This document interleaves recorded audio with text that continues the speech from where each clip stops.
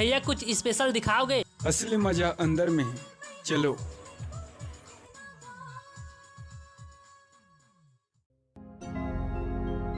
मऊहा दारू पी के मोर से जे सॉन्ग में डांस नहीं करे त तोर ऐसे नशा करे के का फायदा।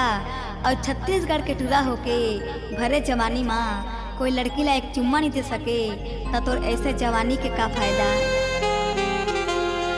ये जवानी हावी रसदार पी ले मऊहा के पानी लागे चारों